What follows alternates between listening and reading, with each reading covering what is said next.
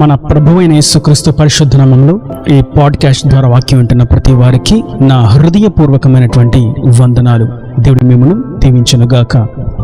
లూకా సువార్త 6వ అధ్యాయము 27-28 వచనాలు. వినుచున్న మీతో నేను చెప్పున్నదేమనగా, మీ శత్రువులను ప్రేమించుడి, మిమ్మును ద్వేషించు వారికి మేలు చేయుడి, మిమ్మును శపించు వారిని దీవించుడి, మిమ్మును బాధించు వారి కొరకు ప్రార్థన చేయుడి. చదివినటువంటి వాక్య భాగంలో మనతో ప్రభు సెలవిస్తున్నటువంటి ఒక శ్రేష్టమైనటువంటి మాట.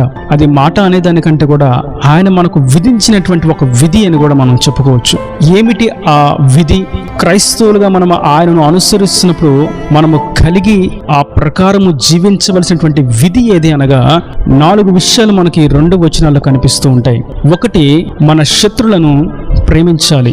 2, మనలను ద్వేషించే వారికి మేలు చేయాలి. 3, మనలను శపించే వారిని దీవించాలి. 4, మనలను బాధించు వారి కొరకు ప్రార్థన చేయాలి. ఈ అంత్యకాలంలో క్రీస్తును అనుసరిస్తున్నాము, క్రీస్తు శిష్యులము, క్రీస్తు అనుచరులము, క్రైస్తవులము అని పేరు పెట్టుకున్నట్టు మటుకు కాదు, కానీ ఆయన ఏదైతే మనకు విధిని విధించాడో ఆ విధిని మనం అనుసరించి జీవించాలి.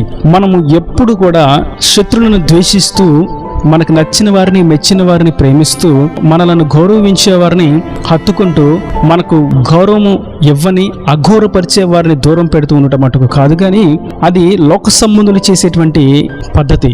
అయితే మనకు ప్రభు విధించినటువంటి విధి, మన శత్రువులను మనం ప్రేమించాలి. ప్రేమించే విషయంలో మొట్టమొదట మనం ఇది విధి అని గుర్తించవలసిన వారమై ఉన్నాము. ప్రతి వారిని ప్రేమించాలి. శత్రువును అని ప్రభు సెలవిస్తున్నటువంటి మాటలో ఉన్నటువంటి భావం ఏదనగా, ఇక మనం ప్రేమించడానికి అర్హులైన వారు ఈ లోకంలో ఎవరు లేరు అనడానికి వీలు లేనే లేదు. ఎందుకంటే మనం మనకు నచ్చిన వారిని ప్రేమిస్తాం, మనలను గౌరవించే వారిని ప్రేమిస్తాం, మన మాట వినే వారిని ప్రేమిస్తాం. అయితే శత్రువులను కూడా ప్రేమించాలి అని ప్రభువు చెప్పడంలో ఉన్నటువంటి తాత్పర్యం ఏదనగా, ప్రతి వారిని మీరు ప్రేమించాలి. ఇక దానిలో కులమత విభేదాలు, రంగు రూపు రేఖలు, ధనిక భేద కులమత విభేదాలు, జాతి, ఇటువంటి వ్యత్యాసాలు భేదాలు లేనే లేవు. ఇక మీరు ప్రతి వారిని ప్రేమించాలి. ఎందుకంటే మీరు నన్ను అనుసరిస్తున్నారని చెప్పుకుంటున్నప్పుడు నేను చేసినట్లు మీరు చేయాలి. నేను ఏ విధంగా అందరిని ప్రేమిస్తూ వచ్చానో, నేను ఏ విధంగా ప్రేమ స్వరూపిణై ఉన్నానో మీరు కూడా ప్రతి వారిని ప్రేమించాలి అని ప్రభు మొట్టమొదట మనకు ప్రేమ అనేటువంటి విధిని మనకు విధించాడు. ప్రేమ లేని క్రైస్తవుడు కానే కాదు అని చెప్పడంలో ఏమాత్రం కూడా మొహమాటం లేదు. 2వది, మనలను ద్వేషించే వారికి మేలు చేయాలి. సాధారణంగా మనకు మేలు చేసిన వారికి మనం మేలు చేస్తాం, మనకు సహాయం చేసిన వారికి మేలు చేస్తాం, కానీ మనల్ని ద్వేషించే వారికి జీవితం అలాగే అవ్వాలి, వారి కుటుంబం అలాగే జరుగుతుంది, వారు మనల్ని ద్వేషించినందుకు వీరికి ఇలా జరిగిందని మనం వారిని ద్వేషించకూడదు, దూషించకూడదు. మనలను ద్వేషించే వారిని మనం దగ్గరకు తీసుకొని మేలు చేయాలి. మనదైనటువంటి శైలిలో మనం ఎంతవరకు మేలు చేయగలమో దానిని మనం వారికి చేసి చూపించాలి. వారు ఎదుటిపడినప్పుడు వారి జీవితం ఇలా జరిగితే బాగుంటుంది, అలా జరిగితే బాగుంటుంది, ఎందుకంటే మనం ద్వేషిస్తున్నారు కాబట్టి దేవుడు వీళ్ళ మీద ఉగ్రతను చూపించాలి అనేటువంటి దుర్మార్గమైనటువంటి కోరికను కలిగి ఉండక వారిని మనదైన శైలిలో మేలు చేయాలి. దేవుని ప్రేమను మేలు చేస్తూ వారికి కనపరచాలి. మేలు చేయడంలో మనం వారికి ఏం కనపరుస్తున్నాం అని చూసినట్లయితే ప్రేమయే. దేవుని ప్రేమను మనం కనపరుస్తాం. మరియు 3వ విషయాన్ని మనం చూసినప్పుడు, మిమ్మల్ని శపించే వారిని దీవించండి. సాధారణంగా మనకు నచ్చిన వారిని మెచ్చిన వారిని మనం దీవించే వారిని దీవిస్తాం, కానీ ద్వేషించే వారిని శపించే వారిని కూడా మనం దీవించాలని ప్రభు సెలవిస్తున్నారు. మనము దీవెనలతో ఎప్పుడు మన నోరు నిండి ఉండాలి, శాపవచనాలతో అస్సలు నిండి ఉండకూడదు.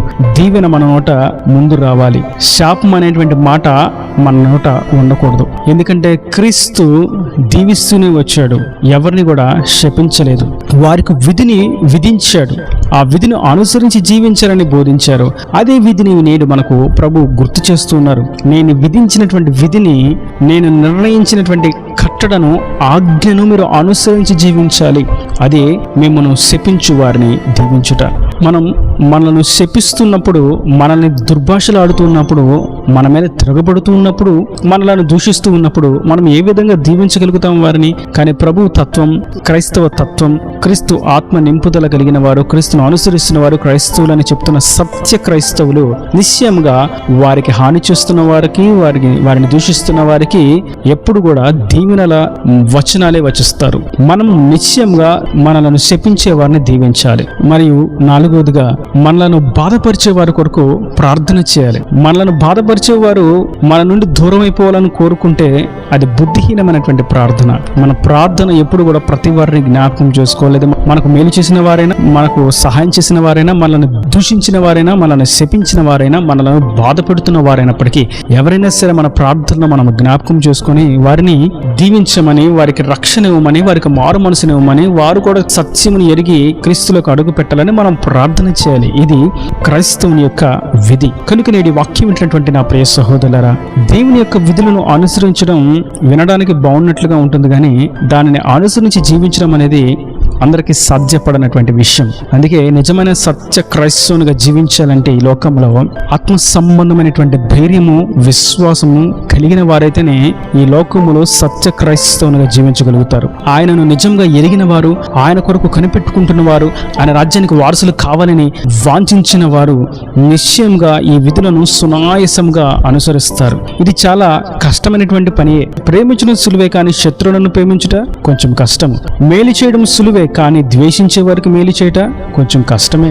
దీవించడం సులువే, కానీ శపించే వారిని కూడా దీవించడం కొంచెం కష్టమే. ప్రార్థన చేస్తాం అవసరతలను బట్టి, కానీ మనల్ని బాధ పెడుతున్న వారి కొరకు ప్రార్థన చేయట కొంచెం కష్టమే. కానీ క్రీస్తును క్రీస్తుగా చూసినప్పుడు, ఆయన అభిషేకను పొందుకున్నప్పుడు, ఆయన ముఖ దర్శనమును, ఆయన సులువ దర్శనమును మనం కలిగి ఉన్నప్పుడు ఈ విషయాలు చాలా సులువు. మనలో ఉన్నటువంటి కోపోద్రేకాలను అణిచివేయుట, మన యొక్క డంబపు క్రియలను అణిచివేయుట, మనకు శరీర తత్వమును చంపివేయుట, శరీర కోరికలను కాల్చివేయుట, ఉక్రోషము, అసూయ, కక్ష, ఈర్ష్య, ద్వేషాలను పారద్రోలుట అనేటువంటి విషయాలు ఇక్కడ మనకు చెప్పకనే చెప్తున్నాడు ప్రభు.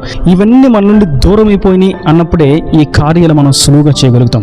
ఈ 4 కట్టడలను మనం అనుసరించి జీవిస్తున్నప్పుడు మనం గుర్తించవలసినటువంటి మరొక విషయం, మనము దేవునికి ఆయాసకరమైనవి, హేయమైనవి విడిచిపెట్టి ఉన్నాము అని మనకే భక్తిలో ధైర్యం కలుగుతుంది. ఒకవేళ వీటిని అనుసరించి జీవించకపోతే వెంటనే గుర్తించాల్సినటువంటి విషయం, మనము దేవునికి హేయమైన, అసహ్యమైనటువంటి కార్యాలను చేయుచున్నాము అని. కనుక నేను వాక్యం ఉంటున్నటువంటి నా ప్రియ సహోదరులరా, ఈ విధికి విరుద్ధమైనటువంటి పనులు చేసే క్రైస్తవులు మనకు అనేకులు తటస్థిస్తూ ఉంటారు. అది విశ్వాస జీవితంలో గాని, సేవా జీవితంలో గాని వారి పేరుకే క్రైస్తవులను పేరు పెట్టుకుంటారు, క్రీస్తు సేవకులను పేరు పెట్టుకుంటారు. కానీ వారిలో ఈ తత్వము, ఈ గుణము, ఈ లక్షణము, ఈ విధిని అనుసరించి జీవించలేనటువంటి తాత్పర్యము, కోరిక, వాంఛ ఏమాత్రము ఏ కోశాన కనిపించవు. అప్పుడు మనం గుర్తించవలసినటువంటి విషయం, వీరు అపవాది సంబంధులు, నరకానికి త్రోవ చూపించే మాదిరులు వీరు. కనుక ఇటువంటి క్రియలు చేసేవారిని మనం అనుసరించక, ప్రేమ కలిగి దీవించేవారిని, మేలు చేయవారిని, ప్రార్థించేవారిని